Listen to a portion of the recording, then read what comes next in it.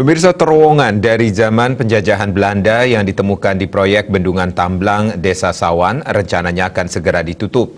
Penutupan terowongan yang digunakan sebagai saluran irigasi pada zaman dahulu tersebut untuk menghindari terjadinya kebocoran air bendungan. Penemuan terowongan pada proyek Bendungan Tamblang di Desa Sawan ini langsung di-cross-check oleh Balai Arkeologi Wilayah Kerja Bali NTB NTT. Terowongan yang berada di dalam areal proyek bendungan tersebut sempat disusuri oleh pihak Balai Arkeologi bersama pihak pengelola proyek. Diduga terowongan tersebut telah dibangun sejak zaman penjajahan Belanda dan digunakan sebagai saluran irigasi untuk pertanian warga. Kepala Balai Arkeologi Wilayah Kerja Bali NTB NTT, Igusti Made Suarabawa mengatakan adanya kemiripan konstruksi antara terowongan di proyek Bendungan Tamblang dan beberapa terowongan yang ditemukan di Desa Suwuk dan Desa Sangsit.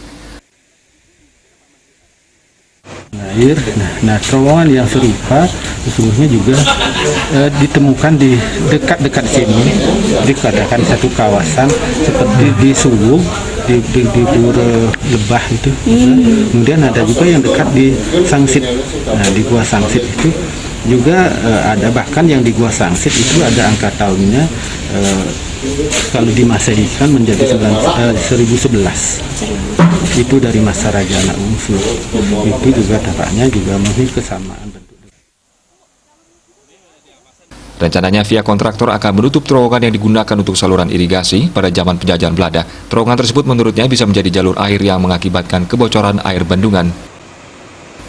Komang Yuda, Bali TV.